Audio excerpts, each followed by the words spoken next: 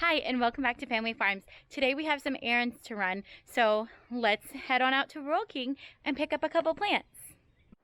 Okay.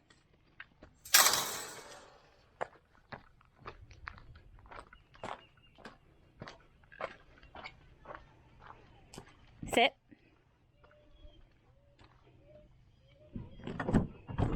Wait.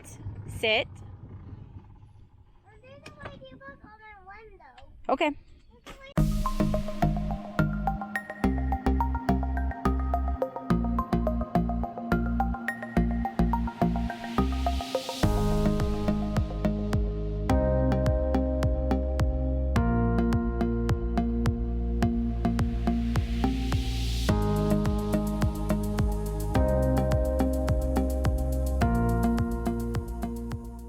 We've made it to the Rural King. Let's go see if they have our Cool-apenos and a couple other things that we want to pick up.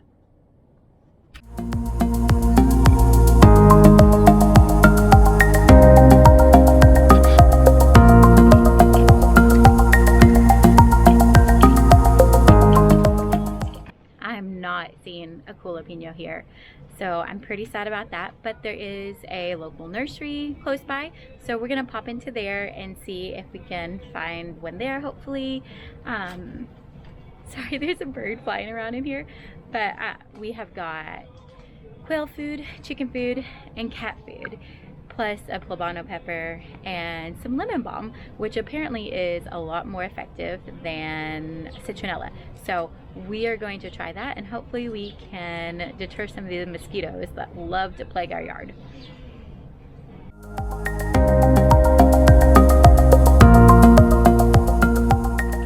We've made it over to Ginger's now, a local nursery, and oh my word, it is so busy here. I'm over in the overflow parking, it looks like. They've moved locations, so I haven't been to this setup yet, but they just moved like across the intersection.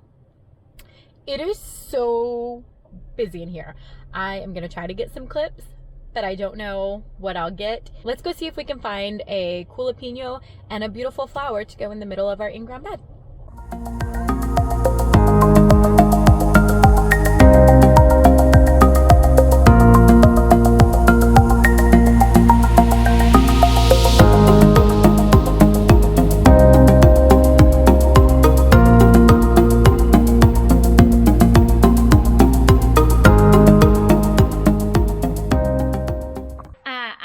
To show you what I bought from Ginger's. Well, technically the name is Pope's at Ginger's, so let's take a look at that stuff. Sorry for the dogs in the background, but it's the neighbor's dogs and nothing we can do about that. Anyways, so from Rural King, we'll go through that first really. I've got this poblano pepper, and then I also got a lemon balm. Now the lemon balm is going to go in a pot that we're going to hang somewhere and let it grow on. But this is supposed to be a really good mosquito repellent. So we're going to try that because mosquitoes love our yard and they love us, and we don't like them so much. Alright, and then from Ginger's, I got this citronella plant. And then I have this beautiful butterfly bush. It is a buzz sky blue. We are going to put this one in the middle of our in-ground bed. Super excited about that. The citronella will also be put in a hanging pot. Now Oliver purchased this flower. It is a Proven Winners Super Bell Dreamsicle. And then he also purchased this red lantana. Look at that beautiful orange and red bloom and yellow. He purchased those. And then I got this Anaheim pepper. I believe this is going to produce... I got that one too. Okay. Produce something similar to the Cool-apeno that we've been talking about. Based off of the description. I could not find a Cool-apeno at the Rural King, and we were pretty sad about that, but this little 4-pack of Anaheims were only $3. So I got that. And then I also bought this little mix here. Let me get the tag. It is a Portaluca. I don't know if I'm saying that right, but I love this plant. I got it a couple years ago at the high school greenhouse, then when they were having a sale, and this was so fun. So I got this one and then the Dusty Miller for my back porch pots, just to have a little something, because these 4-packs again were only $3. So I went ahead and got those because it's a cheap way to add stuff into those pots. Everyone has had their afternoon nap and we are refreshed and ready to plant. First, we are going to work on getting the butterfly bush that we purchased into the in-ground garden bed, and then from there we'll work our way around to the stuff that goes in the raised bed, and then we'll work on the pots on the back porch. Let's get going.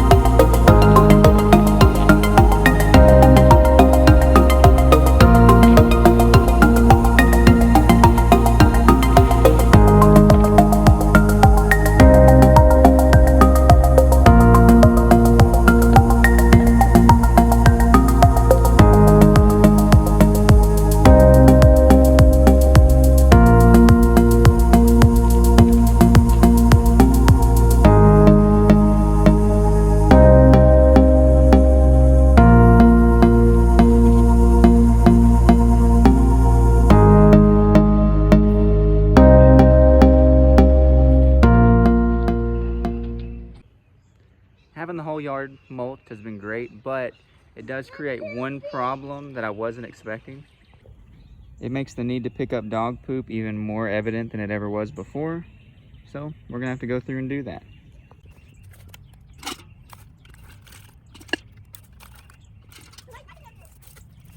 I collected a full bucket of poop, which is pretty gross, but also the way that I see it with the wood chips back here, there's two benefits. One, if you were to step in it, it's really your fault because it's never been more noticeable. And two, there's no smell because it does the same things that it would do as if you were, having wood chips with your animals, and it reduces the smell for their poop. So you don't really smell the dog poop. It's just an eyesore and something that needs to be cleaned up anyways. But it's nice that it doesn't smell, and if you don't see it, that's really on you because it's very noticeable. So you're not gonna have any accidental time stepping in it. Now just to throw it in the woods.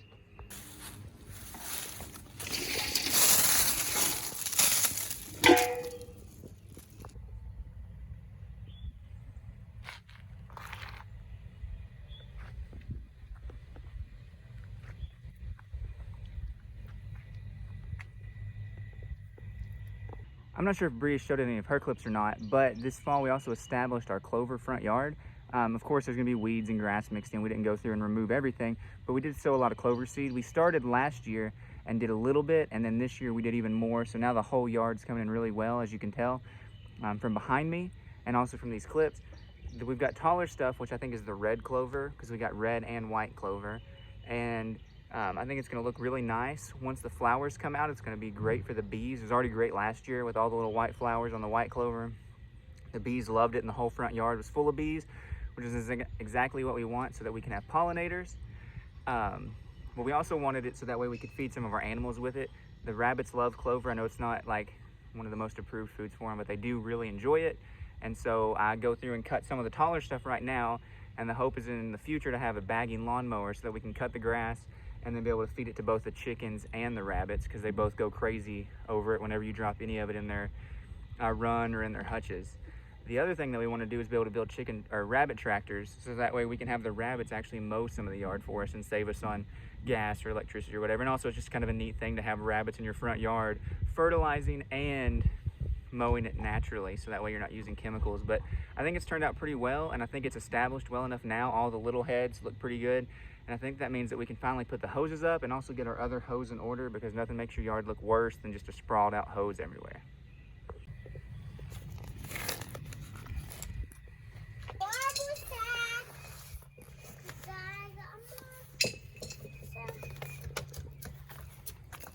Much better. Now we just need to tackle the hose for the chickens.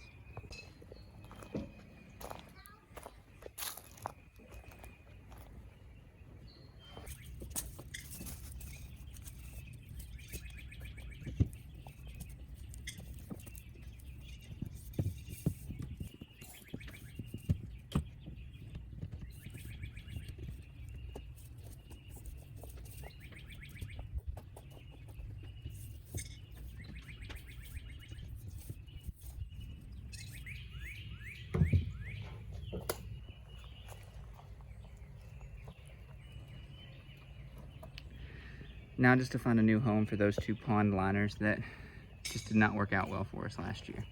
I think that's going to be a better place for them than anywhere else.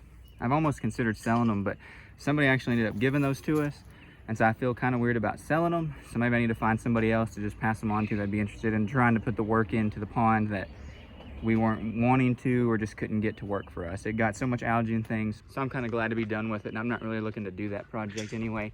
However, we may try to take a metal like galvanized bucket and use that on the porch as like a patio pond. If we can get that to work in the shade where the algae wouldn't be as bad, we'll just have to see. But I think that's gonna do it for all my chores today and all my little projects. So I'll send you guys back to Bree to see what she's been up to. Hi, editing me here again. Unfortunately, the footage that you would have been seeing right now got deleted. I thought I had taken the clips from our card and put it onto our hard drive and then edited them from there, but apparently I didn't. And I took the card once I finished editing and put it back in the camera and formatted it. So they're gone. Anyways, I hope you enjoyed the video. If you did, please come back next time, because hopefully it'll be better and I won't accidentally delete footage. Anyways, please be sure to hit the like button and subscribe for more content, and we'll see you next time.